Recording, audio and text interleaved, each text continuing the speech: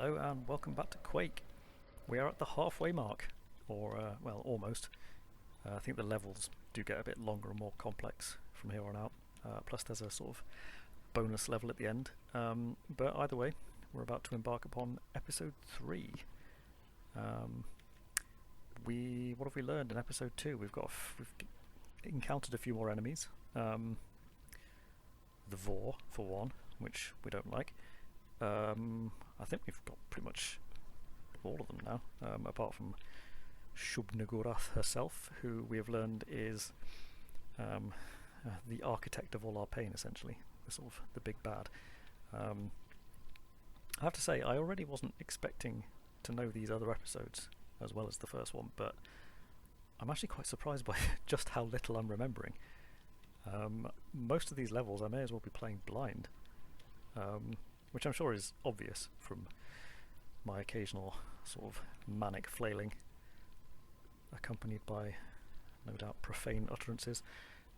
Sometimes a particular room or something will trigger a memory,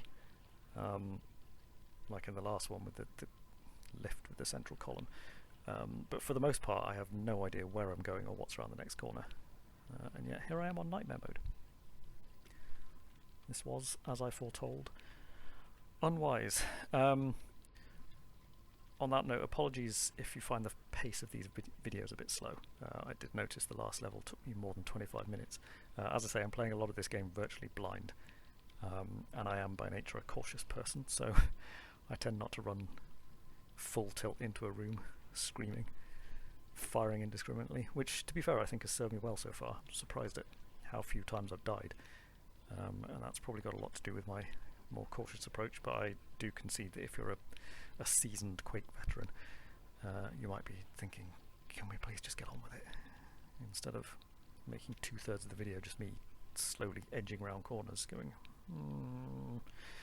anyway, with that in mind, let's crack on with episode 3. The Netherworld. Primal fear in a strange dimension. Through that rather improbable door and into level 1 of episode 3, Termination Central. And here is a man who is about to get terminated centrally.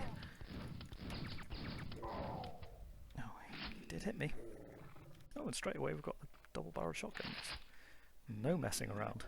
Straight into it. Seem to be intruding on a private gathering here.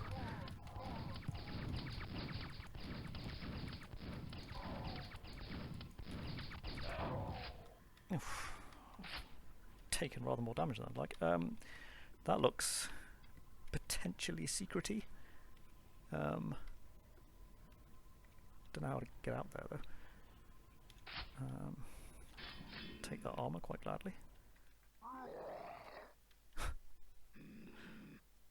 Where are you? There you are. I want a dog. And one of them as well. And him. And him as well. Anyone else care to join in?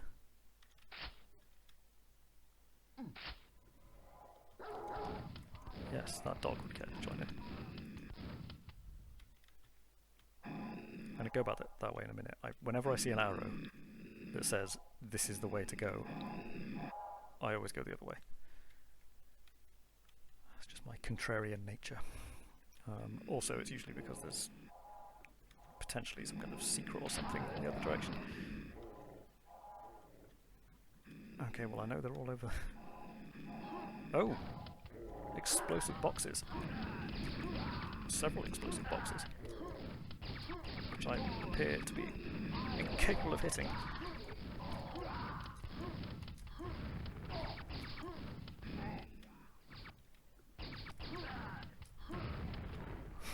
There we go.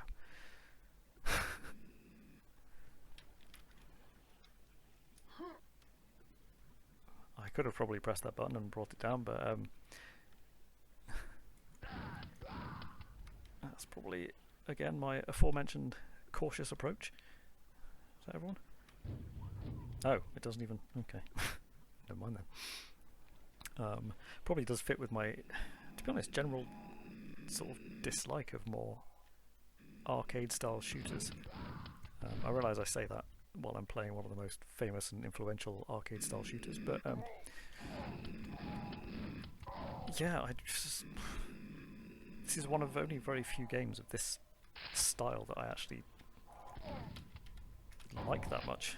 I generally prefer sort of skulking around, lurking behind cover, and popping out occasionally to deliver a well-placed headshot.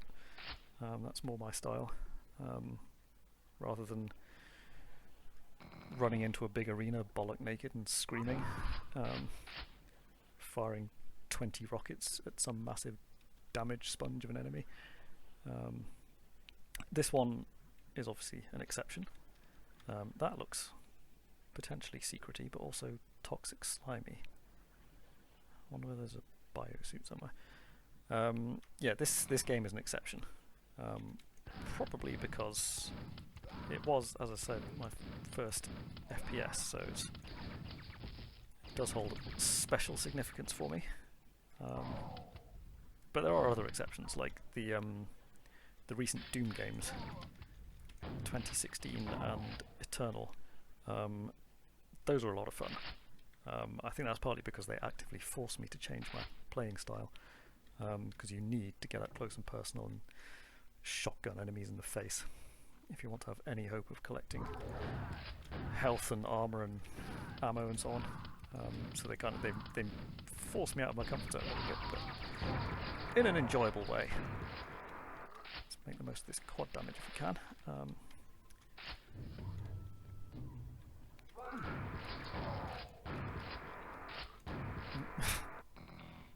Firing at illusory enemies. Oh shit, that one's not illusory.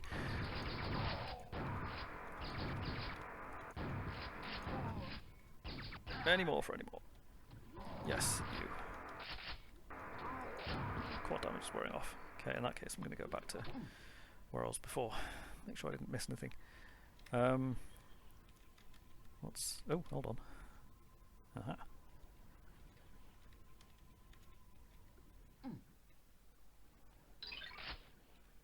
I've got quite a lot of armour. I might remember that's there and then possibly come back to it.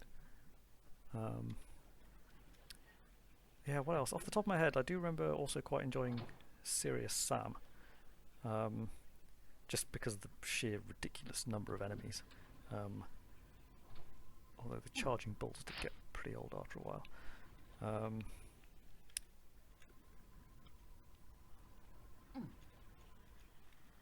I feel like I do have a distant memory of this, and I don't want to drop into the slime, but I feel like there is,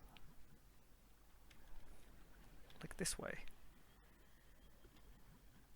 a big wall that's lit up. Oh, do I want to do this?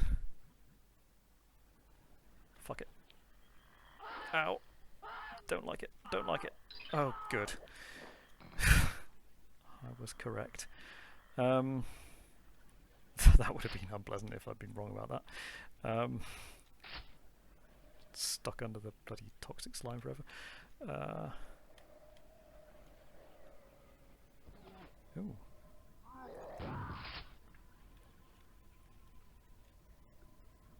Okay, that's just where I came out. Aha, this is how we get out here. 100 health, thank you. Oh, that puts us back here, and wait, so do I have to swim through this? Where does this put me? Oh, okay, right. I can live with that. Bit of a trek back, but oh, this is new. Ow. Oh. That has not helped me. I forgot where I'm going now. Follow the arrow. I'm trying to think what the oh.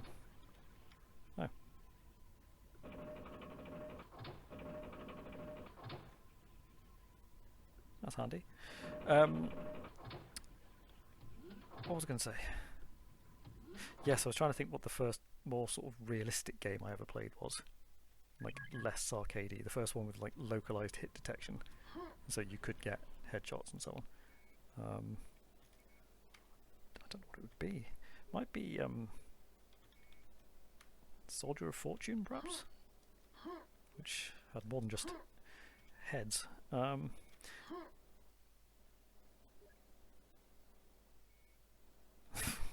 was the point? Hold on, that looks... Is there a slight join there? Yes, there is.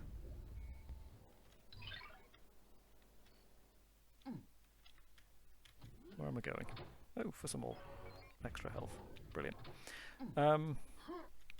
Yeah, maybe Soldier of Fortune, or maybe one of the Half-Life mods, like Counter-Strike and Day of Defeat, one of those two.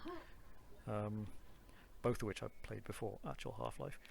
Right, I can go through here now, can't I? Whatever it was, whatever game it was, it made me realise that I got more satisfaction out of, to put it simplistically, sort of skill-based kills rather than persistence-based, if you see what I mean. I like that whole thing of being accurate, rather than just sort of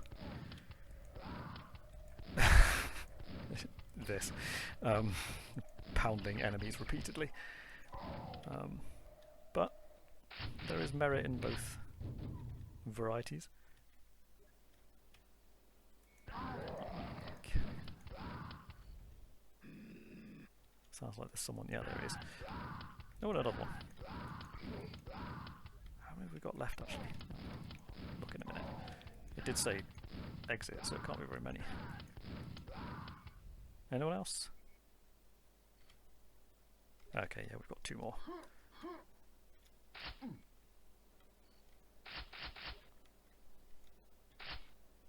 Suspect they're probably around this corner somewhere.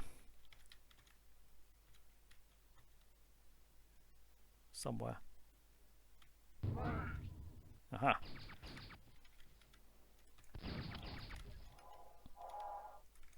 Please present yourself. Thank you. Oh, there he is.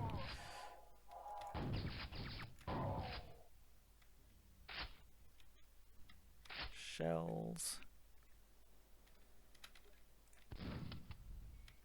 Is that just where someone was hiding? Right. That brings us to the end of Termination Central. Okay, right. Well, come back next time for level 2. Only 3 out of 5 secrets. Don't know where the other 2 are. I do apologise. Anyway, yeah, until next time.